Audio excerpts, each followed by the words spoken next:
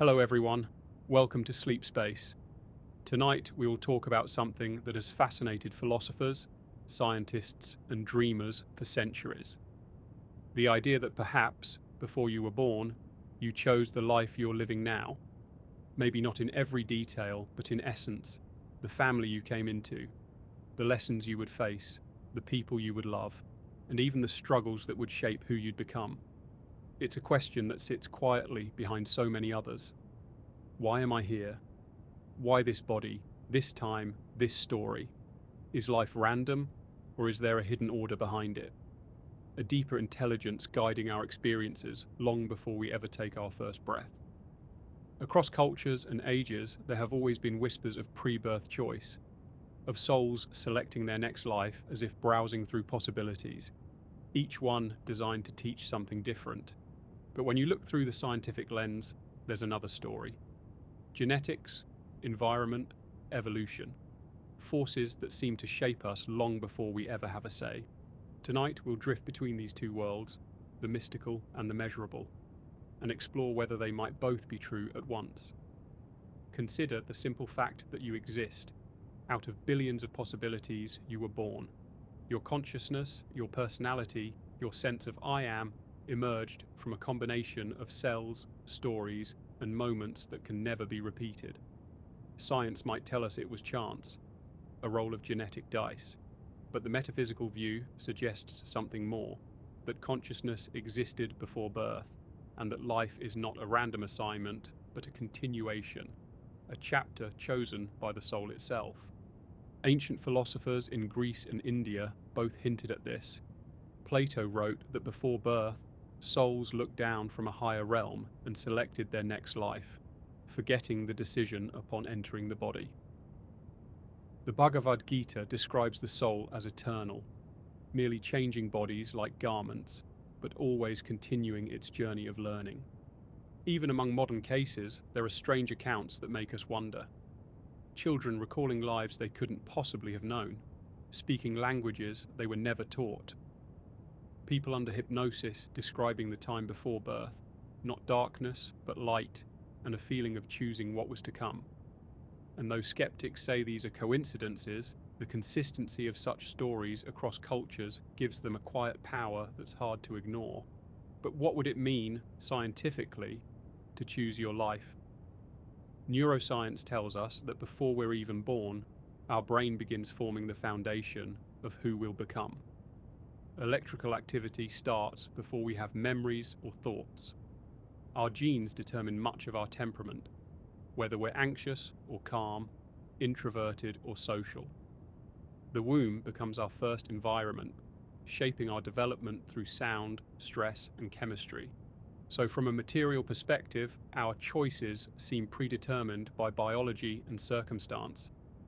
Yet, even here, there's something profound. Quantum biology shows that the very particles in our DNA behave in ways that defy predictability. There's an element of randomness at the smallest scale, as if the universe itself leaves room for freedom, even within structure. And then there's consciousness. Science still can't fully explain how awareness arises from matter, how electrical signals in the brain become thoughts, dreams, or the feeling of being alive. Some scientists, like Roger Penrose and Stuart Hameroff, have even suggested that consciousness might not emerge from the brain, but rather through it, like a radio receiving a signal. If that's true, then maybe consciousness exists before and beyond the body, and what we call birth is simply tuning in to a new channel of experience. Imagine for a moment that this is true, that before you were born, you stood on the edge of existence and looked at the lives available to you, some full of ease, others full of challenge. Maybe you chose not what was comfortable, but what would help your soul evolve, the people who would test your patience, the events that would humble you, the moments that would awaken empathy or strength. And when you arrived here, you forgot, because remembering would interfere with the learning itself. Like an actor who knows the ending of the play, the mystery would be gone. So you live it as real, feeling joy, pain, confusion, love, and through that, you come to understand yourself more deeply than any theory could explain. Even from a scientific perspective, there's a strange harmony here. The brain is wired to seek patterns and meaning, to turn chaos into story. Maybe that's not a flaw of perception, but the universe's way of helping consciousness evolve.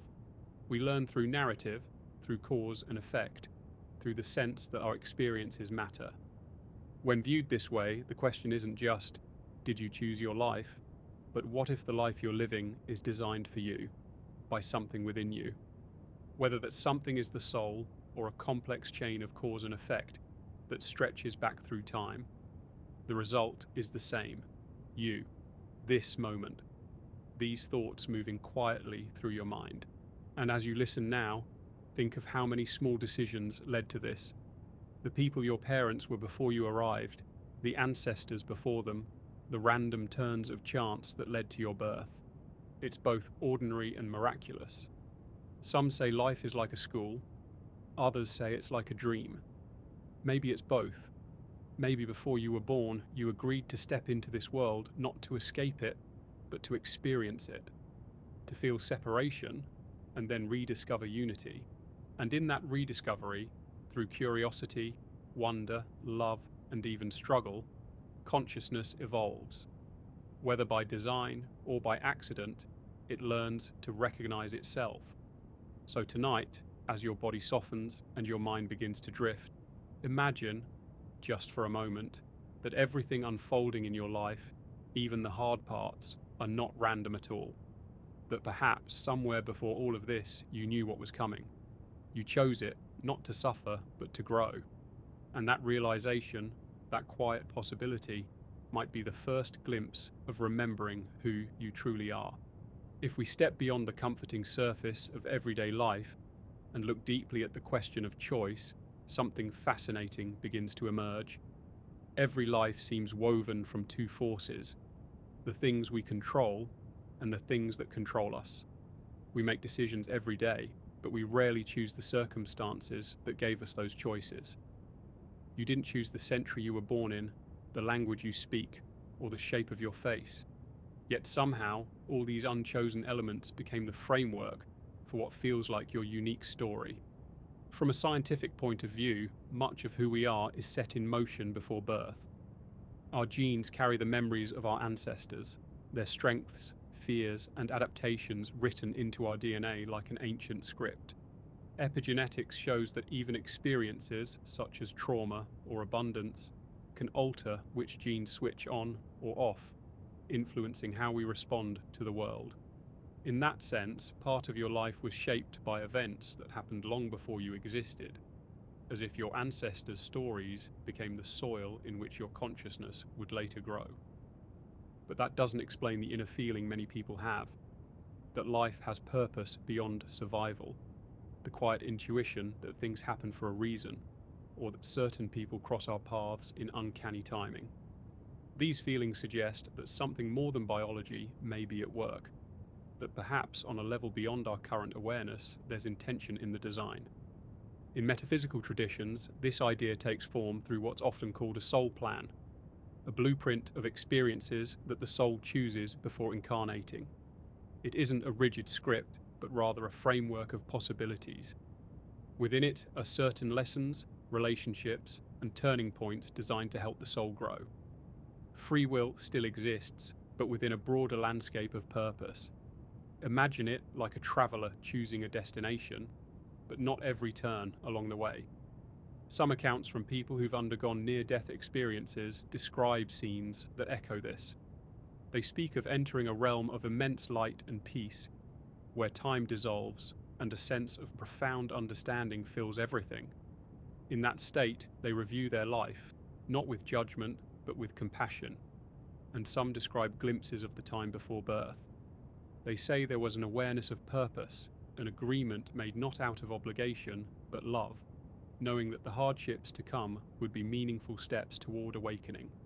Skeptics, of course, view these stories as the brain's last flicker under stress, a hallucination born from oxygen deprivation or neurochemical storms. And perhaps that's true, but even then, there's something remarkable in how consistently these visions occur. The brain might be telling a symbolic story about continuity, one that mirrors the natural cycles found everywhere in nature. death and rebirth, decay and renewal. If life is indeed cyclical, perhaps consciousness follows the same pattern. Energy doesn't vanish when it changes form, it transforms. The heat of a burning star becomes the dust that forms planets. The nutrients from a fallen tree feed new growth. So why would consciousness, the most fundamental energy we know, be any different? There's a theory in quantum physics known as the conservation of information, which suggests that information in the universe is never truly lost. It might change form, but it continues to exist in some way. If consciousness is a form of information, an organized pattern of awareness, then perhaps it too persists beyond the physical body. It could mean that the essence of who you are didn't begin at birth and won't end at death. And if that's the case, then birth is more like a transition, a narrowing of awareness from vastness into focus, like light passing through a prism. You become a particular person in a particular time with a particular set of challenges, because that focus allows you to experience yourself in ways that infinite awareness never could. Many mystics describe this narrowing as a kind of chosen forgetting. To learn empathy, one must first forget unity. To understand courage, one must face fear. To awaken compassion, one must experience pain. So the soul, in this view, doesn't enter life as a punishment or a test, but as an act of curiosity to discover what divine consciousness feels like when it becomes human. But there's another layer to this question, one that science also brushes against. When neuroscientists study decision-making, they find that the brain begins preparing for actions milliseconds before we consciously decide to do them. It's as if the unconscious mind makes the choice first, and awareness simply catches up. Some interpret this as proof that free will is an illusion, that everything is determined by prior causes. But another way to see it is that the conscious self is only one layer of a much deeper intelligence. Maybe you, or the personality you know, isn't the true chooser at all. Maybe choice happens on a level beneath awareness, guided by a wider intelligence that exists both inside and beyond the body. That intelligence could be the soul, or it could be what physicists call the quantum field, the invisible sea of probabilities that underlies everything. Either way, it suggests that what we call choice isn't limited to what our waking mind perceives. The deeper layers of being may already know what's coming, and our conscious awareness is simply walking the path that was chosen long before thought began. Think about how many times in your life you've met someone and felt an instant connection, as if you'd known them forever, or moments when life seemed to steer you toward a place or decision you hadn't planned, yet later realized it was exactly where you needed to be. These patterns hint at an unseen hand, not controlling, but gently guiding. In psychology, Carl Jung called this synchronicity, meaningful coincidences that reveal an underlying order connecting mind and matter. He believed that the psyche and the physical world are not separate, but reflections of the same deeper reality. To him, these coincidences were moments when that deeper order shimmered through the surface of ordinary life. Perhaps those synchronicities are not random. Perhaps they are reminders, flashes of memory from before birth, tiny echoes of the larger design you once helped create. They call you back to something you already know, but have temporarily forgotten, that your life in all its chaos and beauty may be unfolding exactly as it was meant to. And in that possibility lies a profound comfort. Because if life is not random, then every challenge holds meaning. Every joy is sacred, and every ending, even the final one, might simply be the beginning of another chapter waiting just beyond what we can see. If you pause and think about it, the idea that you might have chosen your life before birth raises a deeply personal question. Why this one? Why these particular joys and difficulties, these exact people and experiences? Why the moments that shaped you in ways you could never have predicted? It's easy to see the logic of choice in pleasant things, the relationships that feel right, the places that feel like home. But what about pain? What about loss, illness, heartbreak, or disappointment? If life is chosen, why would anyone choose suffering? This is where the idea of pre-birth choice challenges our understanding of what it means to grow. From the soul's point of view, pain isn't a punishment, it's a teacher. It's the contrast that allows compassion, resilience, and empathy to exist. Just as light defines itself through darkness, the soul might seek out experiences that expand its awareness of love by exploring its absence. Some metaphysical teachings describe souls gathering in groups, agreeing to play roles in one another's lives before birth. A parent who leaves too soon, a friend who betrays, a partner who heals, each becomes part of a sacred arrangement, not to cause harm, but to catalyze transformation. In this view, the people who challenge you most may be fulfilling a promise made long ago, helping you awaken to strength, forgiveness, or understanding. It sounds poetic, almost like a cosmic play, but many near-death experiencers describe seeing their lives this way. They report encountering beings or presences who help them review their experiences not as failures, but as opportunities for growth. The focus is not on judgment, but on insight. How did you respond to love? How did you help others evolve? What did you learn? If these accounts hold even a seed of truth, then maybe the difficult parts of life aren't random misfortunes. They're chosen thresholds, designed to open the heart. Psychologically, this idea mirrors what's known as post-traumatic growth, the phenomenon where people, after great hardship, often report greater appreciation for life, deeper relationships, and a stronger sense of purpose. It's as though suffering strips away the unnecessary layers and reveals what truly matters. From the outside, that looks like resilience, but perhaps, at the deepest level, it's the fulfillment of an inner intention, something you came here to discover through direct experience. Neuroscience adds another dimension to this. When people endure adversity, their brain literally rewires itself. New neural pathways form, altering perception, emotion, and memory. The same trauma that breaks us also becomes the soil for new strength to grow. The structure of the brain reflects the structure of transformation itself, destruction followed by reorganization. If consciousness exists before birth, maybe it understands this process so completely that it chooses the experiences necessary for its own expansion. But what does it mean to choose before you even exist in physical form? To understand that, imagine consciousness as a vast ocean, timeless, formless, and infinitely aware. Within that ocean, certain currents begin to flow, seeking specific experiences. Those currents condense, narrowing into streams, and one of them becomes you, a localized expression of that infinite awareness. From that greater perspective, choosing a life isn't about picking comfort over discomfort. It's about selecting the combination of circumstances that will allow the deepest exploration of being.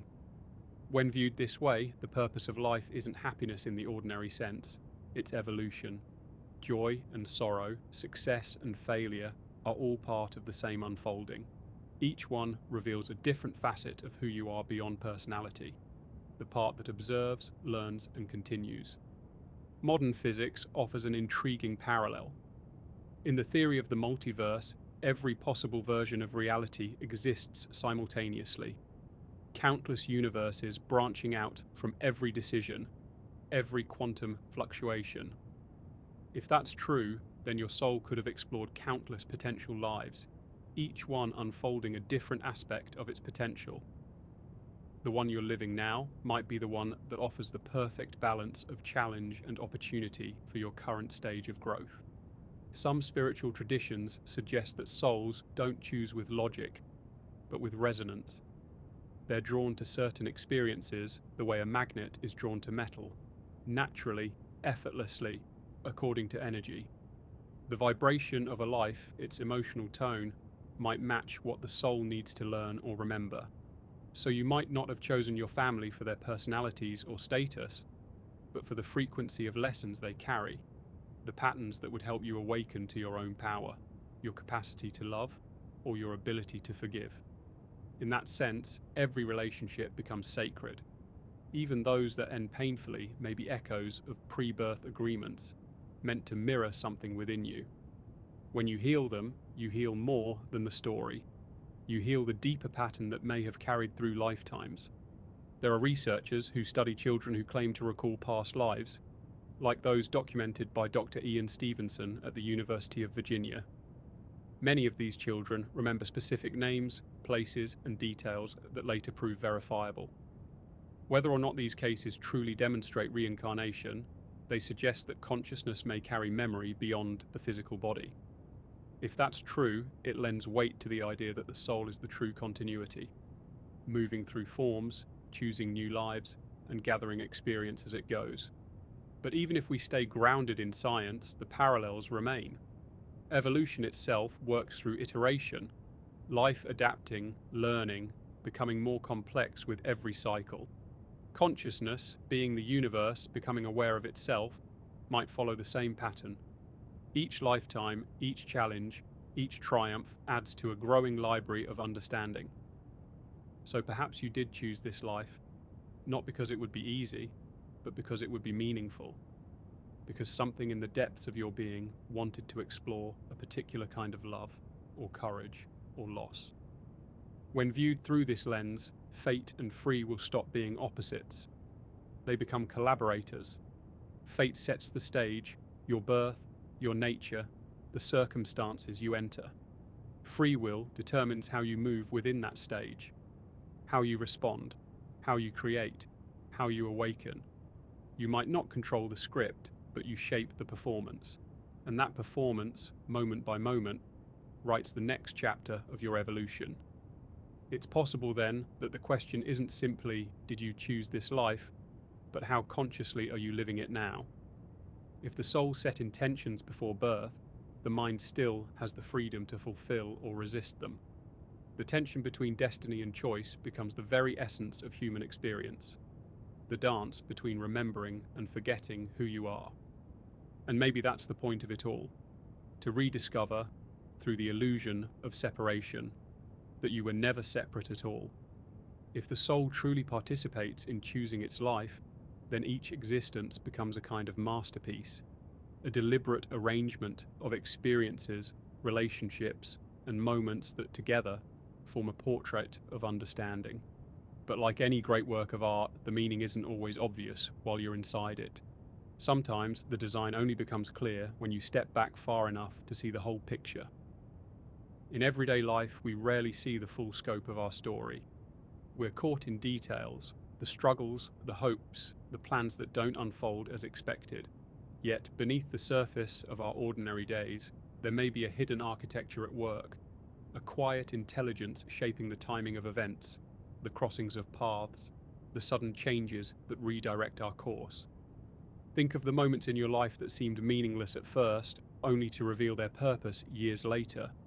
A chance meeting that led to a lifelong friendship, a disappointment that opened a new door, a detour that became the turning point of your story. From one perspective, they're coincidences. From another, they're the faint fingerprints of the soul, reminders that there is order in the chaos.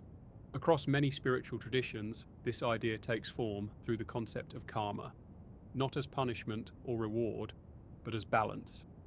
Karma is the natural law of cause and effect extended beyond one lifetime. Every action, every intention creates ripples that eventually return to their source. From the perspective of pre-birth choice, karma might be seen as one of the forces that shape what kind of life a soul enters next, not as retribution, but as continuation, the chance to experience what was once given, to understand from every side. Science, too, recognizes a kind of balance, though in different language. Systems tend toward equilibrium. Energy seeks stability. Every action creates a reaction. In a sense, karma is the emotional and energetic reflection of the same principle, that nothing exists in isolation, and every movement within the web of existence has consequence. If consciousness persists across lifetimes, then choosing a new life might be less about random selection and more about harmonizing what's unfinished. A soul may seek to balance energies, to heal, or to explore new perspectives. Perhaps a life of power follows a life of vulnerability, or a life of abundance follows one of loss, not as reward, but as learning. Psychologically, this mirrors how we evolve within one lifetime. The parts of ourselves we ignore or suppress often reappear in different forms until we finally acknowledge them. Patterns repeat, relationships echo, lessons return in new disguises. It's as if life itself insists on wholeness, gently, or sometimes not so gently, guiding us back to balance. If we imagine this pattern extending beyond a single lifetime, we might begin to see reincarnation not as a fantastical story, but as a natural continuation of the universe's tendency toward integration. Just as matter is never destroyed, perhaps experience too is never lost, only transformed. But there's another layer, the mysterious link between consciousness and time. Quantum physics suggests that time may not be as linear as we perceive it. The past, present, and future could coexist, all woven into the same fabric of reality. If that's true, then the soul's choices might not be made in before or after, but in a timeless state where all possibilities are visible at once. In that realm, a soul might see every potential path, every version of who it could become, and select the life that resonates most deeply with its intention. To us, that choice appears as a single timeline unfolding in sequence. But from the perspective of timeless awareness, it's more like choosing one melody out of infinite harmonies. This idea even finds echoes in cutting-edge theories of physics, where reality may be shaped not only by the past, but also by the future. Experiments in quantum retrocausality suggest that outcomes in the present can influence conditions in the past, as if cause and effect flow both ways. If consciousness interacts with this fabric of probability, then perhaps the soul's pre-birth choice isn't an act of planning, but of resonance, aligning with the timeline that best fulfills its purpose. And yet, within that alignment, we still experience freedom. A painting may be outlined in pencil, but each brush stroke is improvised. Every moment of your life is both part of a design and an act of spontaneous creation. The paradox is that destiny and free will coexist, one shaping the frame, the other filling it with color. There's something profoundly comforting in this view. It means that even when life feels uncertain or unfair, the larger pattern may still be intact. The detours and delays might not be mistakes, but necessary parts of a path you once chose for reasons that are only now beginning to unfold. Some people describe moments of deep recognition, a déjà vu, a feeling of being exactly where they're meant to be, or an unexplainable peace in the midst of chaos. These moments may be glimpses through the veil, tiny openings through which the soul whispers, "Yes, this is it. You're remembering." The psychologist Stanislav Grof, through his work with transpersonal experiences, found that people who entered deep altered states often encountered what they described as perinatal memories, vivid experiences of being born, or even of choosing to be born. They spoke of a sense of purpose, of stepping into a life that felt familiar. Grof believed these states revealed layers of consciousness that transcend the boundaries of individual memory. If such layers exist, then our sense of identity, of being this one person in this one time, may be only the surface of a much greater whole. Beneath the story of who you think you are lies the vast continuum of who you've always been. The soul is not a passenger carried by the body, but the ocean in which the body briefly floats. Science may not yet be able to prove this, but it continues to move closer to the mystery. Studies on consciousness after cardiac arrest, for instance, reveal that awareness can persist even when measurable brain activity stops. People describe vivid, coherent experiences during those moments, a continuation of consciousness beyond physical limits. If awareness can exist independently of the body, then birth and death might simply be transitions, entrances and exits in the theatre of existence. The soul steps into form, plays its part, then returns to the wider field, carrying with it the wisdom of experience. And in that space between lives, perhaps it chooses again, not out of compulsion, but out of the infinite curiosity that drives all creation.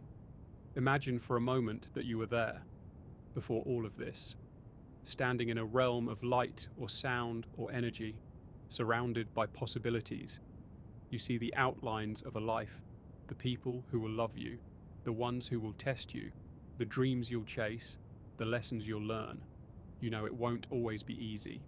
You understand that you will forget where you came from, but you also know that every step will bring you closer to remembering what you truly are. If your life is a chosen experience, then even the smallest events, the conversations, the setbacks, the moments of unexpected beauty may all be parts of a larger design that you once agreed to live through. From that perspective, everything becomes meaningful. There are no wasted experiences, no accidental meetings, no entirely random turns of fate. Each one is a thread, and together they form the intricate fabric of your story. But if this is true, how do you recognize the purpose within it? How do you sense what you came here to learn? One way to think of it is that your soul speaks in patterns. The same themes will repeat in different forms until their message is understood. Maybe you find yourself in similar kinds of relationships, or drawn to certain ideas, or facing challenges that feel strangely familiar. From the personality's view, it can seem like life is circling back on itself. But from the soul's perspective, it's more like a spiral, each repetition bringing you closer to the center, where understanding lives. Psychology observes the same dynamic. We unconsciously recreate familiar patterns because our nervous system seeks resolution. The mind repeats what's unresolved until it finds a way to heal it. In that sense, our psychological behavior mirrors what metaphysical teachings describe as karmic learning. Both point toward the same truth, that life has a way of bringing us exactly the experiences we need to evolve. Consider the people who enter your life and seem to trigger something deep within you. An emotion, a memory, a reaction that feels larger than the situation itself. Sometimes those encounters stir up what was dormant. They awaken buried emotions or unresolved parts of yourself. On a spiritual level, you might say these are souls helping you fulfill an old agreement. On a psychological level, they are catalysts for growth. Either way, they become mirrors showing you what's ready to be seen. When you start to view life through that lens, you move from asking, "Why is this happening to me?" to, "What is this trying to show me?" That simple shift changes everything. It transforms life from a series of obstacles into a series of invitations. Even neuroscience is beginning to support this reframing of experience.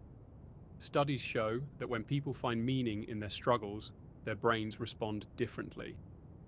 The prefrontal cortex, the area involved in perspective and purpose, becomes more active, while the regions associated with fear and stress calm down. Meaning, quite literally, rewires the brain toward resilience. So whether or not you believe in pre-birth choice, living as if you chose your life can be deeply empowering. It turns victimhood into agency, chaos into coherence. Now let's consider what it means for a soul to choose a theme of experience. Some teachings suggest that before birth, each soul selects a few central qualities it wishes to explore, like courage, compassion, independence, forgiveness, or creativity. The events of life then unfold as opportunities to practice and embody those qualities in countless ways. For instance, someone who chooses to learn compassion might be born into circumstances that expose them to suffering, not to be punished, but to develop empathy from the inside out. A soul that wishes to understand freedom might experience constraint. A soul that seeks to learn love might face loss, to discover that love is something that survives beyond attachment. This doesn't mean that every hardship is deliberately orchestrated or deserved. Rather, it suggests that even in randomness, there's the potential for meaning. Life is not about avoiding difficulty, but transforming it. The choices we make after hardship, how we grow, how we treat others, how we continue, may be the real purpose behind it all. In a more mystical sense, these soul themes might correspond to what some traditions call contracts or blueprints. Imagine each life as a kind of curriculum. The soul doesn't know every detail, just the essence of what it wishes to learn. It then enters the world and forgets, so the lessons can unfold authentically. And yet deep within us, there may be a kind of memory, a resonance that recognizes what feels right or aligned. You might call it intuition. It's that subtle knowing that nudges you towards certain choices or warns you away from others. Science might describe it as the brain's pattern recognition system, an instinct honed by evolution. Spirituality sees it as the voice of the soul, the only part of you that still remembers the plan. Following intuition, then, might be the soul's way of guiding the human self back toward its chosen path. It's like an inner compass, pointing not towards safety or comfort, but toward growth. Interestingly, quantum theory provides a poetic mirror for this. When a particle is observed, it collapses from a field of probabilities into a single outcome. In a sense, observation brings reality into focus. Similarly, your choices, the moments when you act from awareness rather than habit, collapse potential into reality. The soul may provide the field of possibilities, but consciousness, through free will, decides which ones to make real. This blending of destiny and decision creates the rhythm of existence, a conversation between the infinite and the finite. The soul offers direction. The human self gives it form. Together, they weave a story that is both predetermined in essence and spontaneous in expression. Imagine the universe as an enormous symphony. Each soul contributes a melody. Some are bright, some are somber, some are brief, and some last for ages. But all are essential to the greater harmony.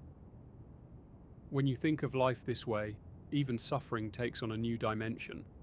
It becomes part of the music, a dissonant note that gives depth and emotion to the song of existence. Even in modern psychology, meaning is seen as central to well-being. Viktor Frankl, a survivor of the Holocaust, wrote that those who could find purpose, even in unbearable conditions, were more likely to endure. His insight was simple yet profound. We may not choose our suffering, but we can choose how to relate to it. In doing so, we transform it. If we extend that idea beyond one lifetime, the soul's choice before birth may not be about avoiding pain, but about learning to turn pain into wisdom. Every lifetime becomes a continuation of that process, consciousness refining itself through experience. So the question shifts again. Perhaps it's not whether you chose your life, but whether you are living in alignment with the choice that was made. Do your actions, values, and relationships reflect the deeper themes that resonate in your heart? Are you listening to the intuition that gently reminds you why you came here? Some people describe moments when everything suddenly feels connected, when they sense, even if only for an instant, that their life makes perfect sense, as if every event led them precisely here. These flashes of recognition might be what remembering feels like. And when you remember, even briefly, the entire world changes shape. If your soul chose this life, then the experiences you're having now, the joys, the uncertainties, even the moments that seem insignificant, may all be part of something much larger than you realize. But how does that awareness change the way you live? What does it mean to carry divine intention into the routines of ordinary existence? To begin answering that, imagine that every interaction, every challenge, and every emotion is a message from the deeper part of yourself, the part that remembers what you came here to learn. When something keeps repeating in your life, when a feeling won't let go, when you're drawn again and again to a certain question, that's often where the lesson is waiting. In spiritual traditions, these moments are described as awakenings, brief cracks in the illusion of separation through which light from the higher self shines. They often happen during periods of difficulty, when life feels too heavy, the old ways of seeing break apart, and something deeper begins to guide you. From the outside, it looks like pain. From within, it's transformation. Even science, in its own way, acknowledges this process. Neuroscientists have found that the brain's default mode network, the system responsible for constructing your sense of self, quiets during moments of awe, meditation, and deep emotion. When that network relaxes, you stop narrating life as mine or me, and you begin to experience reality directly, without the filter of identity. In that space, you glimpse what consciousness feels like before it becomes a person. Vast, connected, timeless. Maybe that's the same awareness that chose your life to begin with. In some metaphysical views, before birth, souls don't just choose circumstances, they also choose points of awakening. These are moments built into the storyline where you might begin to remember who you really are. They can take the form of heartbreak, loss, beauty, or awe, anything powerful enough to break through forgetfulness. Think of them as checkpoints of remembrance. Each one offers a chance to step closer to alignment with your original purpose. You can ignore them and continue living from the surface of things, or you can pause and listen to what they're trying to reveal. Sometimes awakening feels gentle, like realizing your path has always been unfolding just right. Other times, it's disorienting. It can pull you away from familiar identities, careers, or relationships that no longer fit. Many people describe a period of confusion after spiritual awakening, a sense of being suspended between worlds. It's as though the soul's deeper intention begins to outgrow the structures that once held it. Psychology mirrors this process in what's called individuation, the integration of the conscious and unconscious self. Carl Jung described it as the journey toward wholeness, where the ego learns to serve the deeper self rather than oppose it. Individuation often begins with crisis, because crisis forces introspection. It asks you to examine the story you've been living and to decide whether it still aligns with who you've become. If your life was chosen for a reason, then every challenge might be an invitation to take another step along that path of integration. Each moment of self-awareness could be the soul remembering its plan through the language of human experience. But there's another subtler aspect of pre-birth choice, the collective one. Just as individuals may select certain lessons, groups of souls might choose to incarnate together to explore themes on a larger scale. Families, nations, generations, even entire eras can reflect shared learning. For instance, an age of conflict might arise to teach humanity about peace. A time of uncertainty might inspire creativity, cooperation, or compassion. If we think of consciousness as a field rather than an individual spark, then your personal journey contributes to the evolution of the whole. Every insight you gain adds to the collective awareness. In that sense, your individual choices ripple far beyond your own life. The act of healing yourself might quietly help heal others. The courage to live authentically might give permission for someone else to do the same. Science again offers a mirror for this. In physics, particles that have interacted remain entangled, their states linked, no matter how far apart they drift. Change one, and the other responds instantly. Perhaps souls work the same way. Once connected, always connected. What you resolve in yourself may subtly shift the energy of the people and experiences around you. This idea reshapes the meaning of choice. It's not only about personal destiny, it's about participation in the greater unfolding of consciousness itself. The soul's decision to be born is, in a way, a decision to contribute, to bring light, experience, and awareness into form. If you were to view life from that higher vantage point, you might see that everything is in motion toward awakening. The universe is a living organism learning to know itself through infinite forms, and you are one of those forms, a temporary shape through which eternity experiences time. Even in the language of modern cosmology, there's a resonance. The universe, according to current theory, is fine-tuned for the emergence of consciousness. Every physical constant, from the strength of gravity to the speed of light, appears balanced within impossibly narrow margins. Change one fraction, and life, as we know it, wouldn't exist. Many scientists call this the anthropic principle, that the cosmos seems designed for awareness. Others suggest the opposite, that consciousness creates reality through observation. Either way, it points to a profound interdependence between mind and matter. So perhaps your soul didn't just choose this life, perhaps it chose this universe, this exact set of laws and possibilities, because it offered the conditions necessary for awakening. The cosmic stage itself might have been selected for its ability to evoke wonder, to stir curiosity, to reveal unity hidden within diversity. When you consider life from that perspective, every moment, from the mundane to the miraculous, becomes part of the same sacred experiment. The question isn't whether meaning exists, but how fully you're willing to see it. Maybe the soul doesn't choose a perfect life, but a meaningful one. A life where forgetting and remembering play equal roles, where the human experience becomes a bridge between the infinite and the finite. Every choice, every feeling, every breath becomes a dialogue between the eternal part of you and the temporary form it inhabits.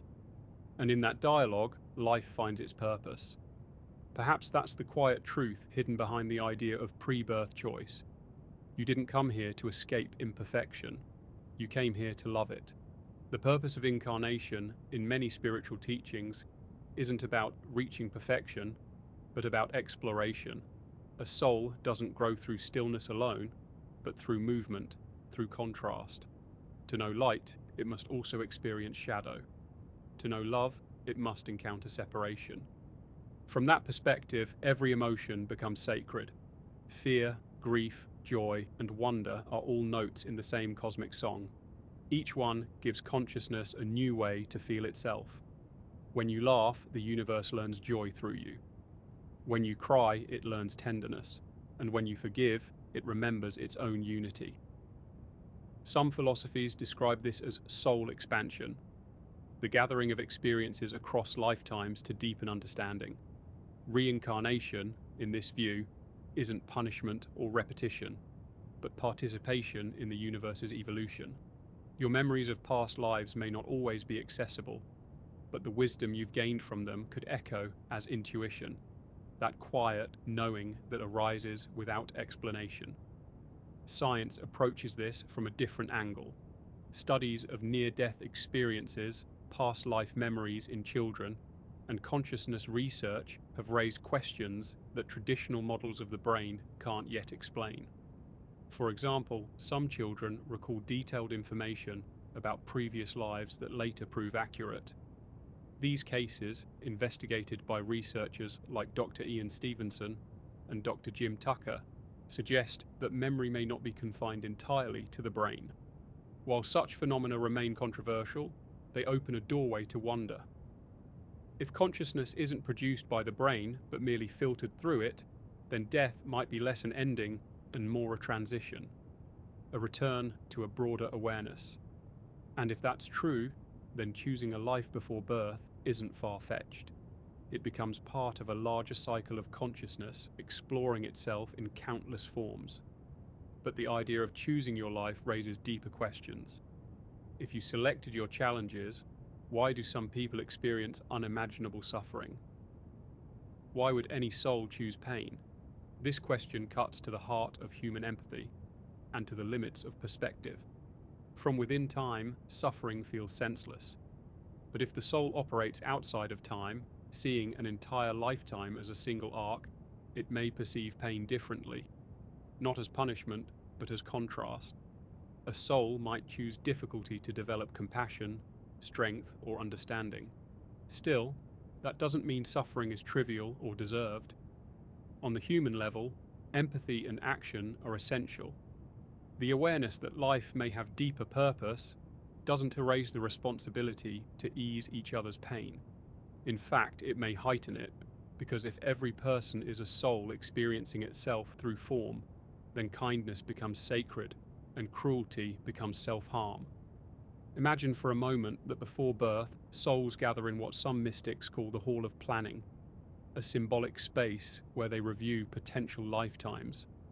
There, surrounded by light and unconditional love, they discuss the themes they wish to explore. One soul might choose a life of creativity, another one of healing, another one of teaching through adversity.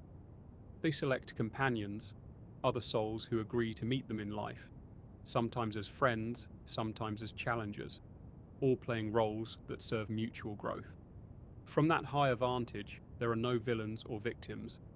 only actors performing in a divine play, each learning through contrast and relationship. But once incarnated, the memory of that agreement fades. The forgetting is part of the design. If you remembered the entire plan, life would lose its rawness, its uncertainty, its potential for genuine discovery. You forget so that you can rediscover. Still, hints of that greater story sometimes break through. You meet someone for the first time and feel an instant recognition, as if your souls are old friends. You find yourself drawn to a certain place, a certain time period, a certain cause. And you can't explain why. These may be echoes from the pre-birth blueprint, the magnetic pull of lessons and relationships chosen long before you were born. Modern psychology offers its own language for this, archetypes and the unconscious. Jung believed that the human psyche carries timeless symbols and patterns that shape our experiences.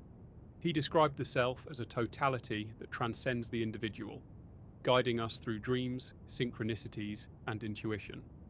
In that sense, even the scientific mind acknowledges an unseen intelligence at work behind the surface of daily life. Synchronicities, those meaningful coincidences that defy logic, might be the soul's way of whispering, "You're on the right path." They happen when inner and outer worlds align, when thought and reality seem to move in harmony. Some call it fate, others call it resonance, but either way, it suggests that life isn't random, that something deeper is weaving it all together. What if your choices and your destiny are not opposites, but partners? The plan you made before birth might be a map, but you are still the traveller. You decide how to walk the path, with fear or with curiosity, resistance or grace. The destination might be chosen, but the experience of the journey is always alive, changing, open to you in every moment. This balance between fate and free will is central to human existence. Science, philosophy, and spirituality all grapple with it. In neuroscience, free will is debated as an illusion. Decisions often occur in the brain before we consciously recognize them. Yet awareness itself can reshape those neural patterns. Consciousness may not be a passive observer, it may be the sculptor of its own form. So perhaps choice exists on many levels, the soul choosing before birth, the mind choosing within time, and the heart choosing in each moment of awareness. When you align all three, when your actions match your deeper purpose, life begins to flow differently. Obstacles become lessons instead of punishments. Encounters feel guided rather than random, and you begin to sense that you are not walking through life. Life is walking through you. You are both the dreamer and the dream, the actor and the author, the soul and the story. Maybe that's what the ancient mystics meant when they said, "Know thyself." Not the small self of preferences and memories, but the eternal awareness beneath it, the one that chose to be here, in this very body, living this very life, for reasons it once knew and is slowly remembering again. You might think of it as standing too close to a painting. From that proximity, all you notice are colours and textures without meaning. But if you could step back, the image would reveal itself, a complete design that had been there all along. Many spiritual traditions describe life this way. The soul, in its expanded state, sees the entire masterpiece, while the human self can only glimpse fragments of it. The contrast between those two perspectives creates the experience of growth. Every moment of confusion or pain becomes a stroke in that larger artwork, necessary to complete the picture, even if it doesn't yet make sense to the part of you living inside the canvas. It's comforting to imagine this, but it also carries a challenge. If you did choose your life, then what will you do with that awareness? It doesn't mean you should accept every hardship passively or romanticize suffering. Rather, it invites a deeper kind of engagement, to ask, what is this moment trying to teach me? When you start to view reality through that question, perception changes. Even difficulties become conversations between you and your higher self. An illness might prompt you to slow down and reconnect with your body. A betrayal might push you towards self-worth and boundaries. A loss might open your heart to empathy. Lessons aren't punishments, they're catalysts. Philosophically, this view blends ancient wisdom with modern insight. The Stoics, for example, believed that while you can't control external events, you can always choose your response. They saw destiny not as limitation, but as partnership with nature. What you call fate might simply be the soul's curriculum, the conditions required for your own unfolding. In psychology, a similar idea appears in the concept of post-traumatic growth, the phenomenon where people emerge from adversity with greater strength, appreciation, and purpose. Though trauma wounds deeply, it can also awaken parts of the psyche that remain dormant in comfort. Growth doesn't erase the pain, but it transforms its meaning. That transformation might be the soul's quiet intention all along. Yet for many, the hardest part is the forgetting. If you truly plan this life, why can't you remember it? Why live in mystery? Because the forgetting is the essence of immersion. The same way an actor forgets they're on stage to deliver a real performance, the soul forgets its origin to fully experience human emotion.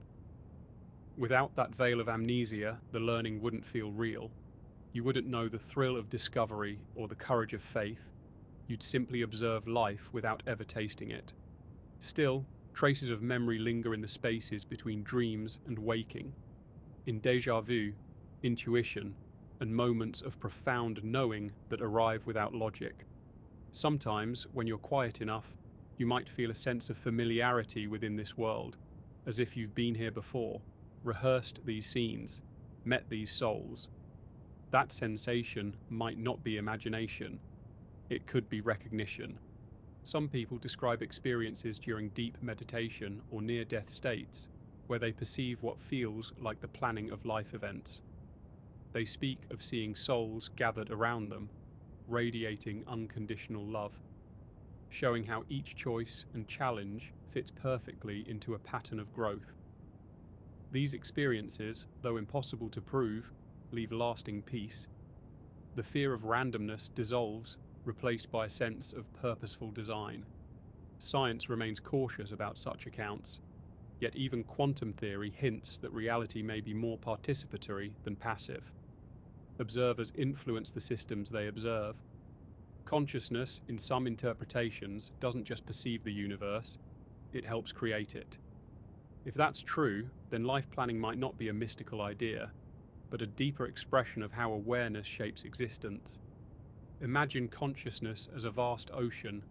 Each soul is a wave rising from that sea, unique for a moment, but never separate from its source. The wave doesn't choose its existence in isolation. It emerges naturally, carrying with it the ocean's rhythm and purpose. But it still has freedom, to rise gracefully, to crash with force, to dance with sunlight. The soul might be the same, born from universal intelligence, yet free to express it in endlessly personal ways. The question then becomes, how do you live as both wave and ocean? How do you balance individuality with connection to something infinite? Perhaps through awareness. Awareness is the bridge between the human and the divine. Every time you pause to witness your thoughts instead of reacting, every time you feel gratitude for simply existing, you step closer to the perspective of the soul. Awareness transforms life from a series of random events into a tapestry of meaning. From that state, even small moments radiate importance.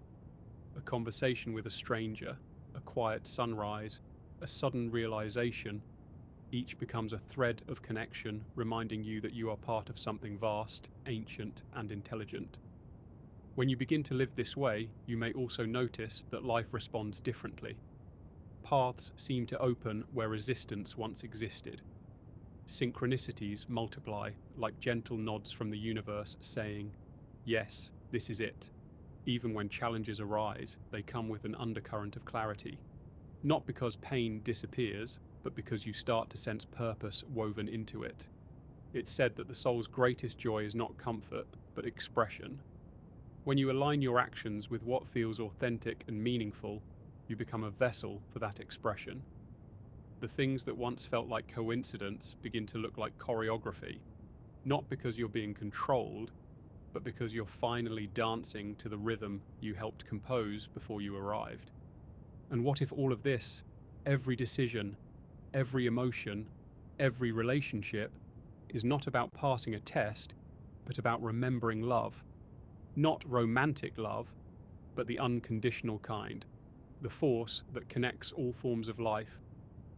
The soul may choose a human life not to gain knowledge, but to experience that love in its most fragile and potent form, through limitation, impermanence, and the beauty of existence itself. In that sense, the universe isn't a classroom, it's an art form, and you are both the artist and the painting. The soul didn't choose this life because it needed to evolve, but because it wanted to create, to write a story, to feel emotion, to explore consciousness through the miracle of being alive. Maybe that's the quiet truth hidden beneath it all, that existence itself is an act of love. The soul doesn't have to choose life, it wants to. Maybe your life isn't a random accident, but an unfolding of something ancient, something that wanted to know itself through your eyes. Many traditions describe the soul not as something separate from the universe, but as the universe localized, a spark of the same intelligence that shaped galaxies and stars. From this perspective, choosing to incarnate isn't about escaping heaven or chasing experience. It's about returning to balance, about rediscovering unity through diversity. You might imagine it like this. Before birth, the soul stands at the edge of possibility. It sees an entire network of timelines, each glowing with different probabilities. Paths of love, loss, learning, creation. Each one a different way to awaken, and from that infinite sea of options, it selects one, yours, because it holds the lessons, relationships, and experiences that will bring its light into greater focus. But once it enters the physical world, the veil descends. The soul becomes the mind, and the mind forgets. It identifies with its story, with its name, with its struggles. And yet, through that forgetting, the purpose of incarnation begins, to remember, again and again, that you are more than your story. This forgetting and remembering may be the heartbeat of existence. It's echoed everywhere, in the cycles of day and night, in birth and death, in the expansion and collapse of stars. The universe breathes, and through that rhythm, consciousness experiences itself in endless forms. Your life is one inhale in that infinite breath. The idea of choosing your life before birth doesn't mean everything is predetermined. Choice exists within every moment, but perhaps within a broader structure, like a melody that allows for improvisation. You can play freely within the song, but the key and rhythm hold steady. In this way, free will and destiny dance together, neither dominating the other. Quantum physics, in its own mysterious way, mirrors this dance.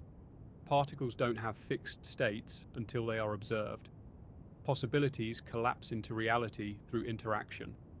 Consciousness, it seems, is not a passive witness, but an active participant in shaping the universe. So perhaps the soul's choice before birth is like setting the initial conditions, the energy, direction, and intention, while the mind, once embodied, continues creating reality through attention and action. From that view, your consciousness is both ancient and immediate. The eternal aspect set the stage, the present self performs the play. Both are equally important. Without the actor, the script is silent. Without the soul, the play has no meaning. Sometimes moments in life hint at this deeper structure, the sense of destiny that pulls you towards certain paths no matter how far you stray. You might feel an inexplicable attraction to specific people or places, or find that your greatest challenges later reveal hidden gifts. These aren't coincidences. They're intersections between your human choices and your soul's design. You might also notice that some lessons repeat, similar experiences arising again in different forms until something within you finally shifts. That's not failure. It's the soul patiently inviting you to integrate what hasn't yet been learned.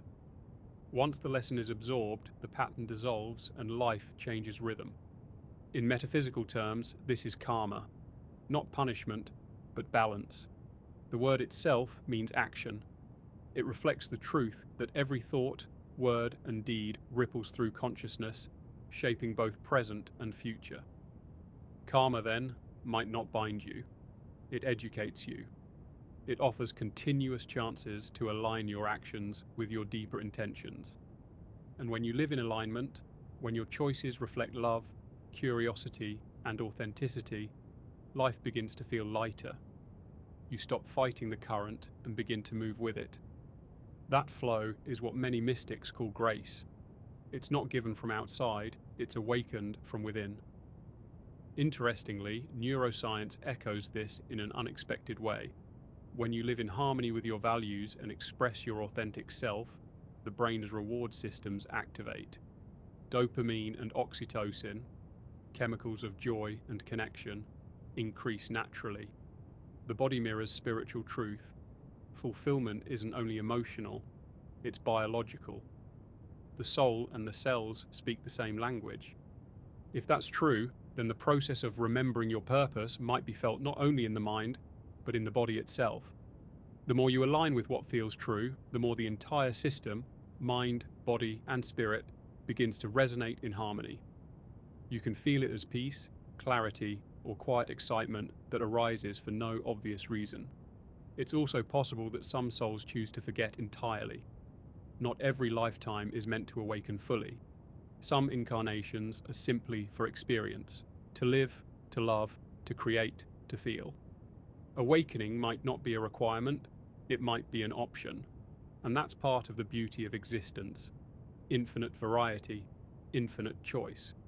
Yet in moments of silence, in dreams, or in awe beneath the night sky, something ancient stirs. The faint memory that you came here on purpose. That your existence is not a coincidence, but an offering. That even the ordinary moments, the sound of rain, a conversation, the warmth of another hand, are threads in a tapestry woven long before you were born. This idea brings a quiet power. If your life was chosen, then nothing is wasted. Every heartbreak carries meaning. Every joy holds a message. Even the times you feel lost may be part of the plan, the darkness that makes light visible. Maybe you're not here to find meaning, but to remember it. Maybe you're not learning, but remembering who you already are. And maybe, just maybe, every choice you've ever made has been leading you closer to that realization. If the soul truly chose this life, then your being here is not a coincidence. It's an act of intention. The body you inhabit, the people who surround you, the time and place you were born, all of it may be part of a design that began long before your first breath. And yet that design isn't rigid or fixed. It's alive, unfolding moment by moment through your awareness. Perhaps that's what makes human existence so extraordinary. You are both infinite and fragile, ancient and new, creator and creation. You exist at the meeting point between the timeless and the temporary, where the eternal soul meets the fleeting human story. It's in that intersection that the deepest form of beauty arises. Many who have had near-death or mystical experiences describe something remarkable.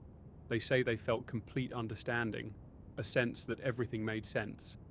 Every choice, every sorrow, every joy. They describe realizing that life is a kind of sacred agreement where souls come together to learn, love, and experience themselves through contrast. And when they return, they carry a softness, a peace, a knowing that nothing is ever truly lost. Whether those accounts reflect objective truth or the mind's final artistry, they offer something valuable, a way to live. A reminder that every moment, even the difficult ones, can be met with meaning. Because if your soul chose this path, then every experience you've ever had has been preparing you to become who you already are beneath the noise of the world. From a scientific lens, this idea doesn't need to conflict with reason. It may simply point to the depth of mystery surrounding consciousness.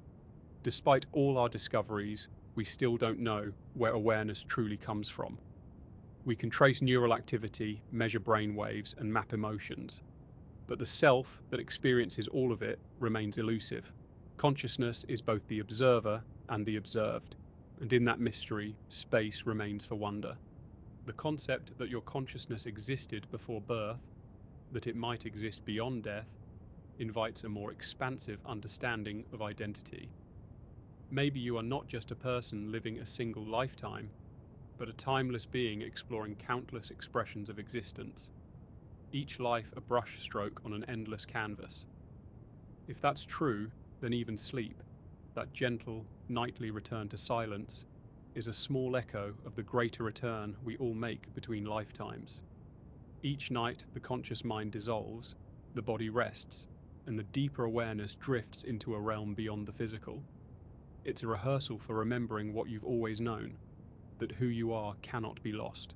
So tonight, as you drift into sleep, imagine your consciousness stretching beyond your body, beyond your room, beyond this single moment in time. Imagine it touching the vastness it once came from, a realm of light, memory, and intention. Feel the quiet realization that you are safe, guided, and deeply connected to something greater.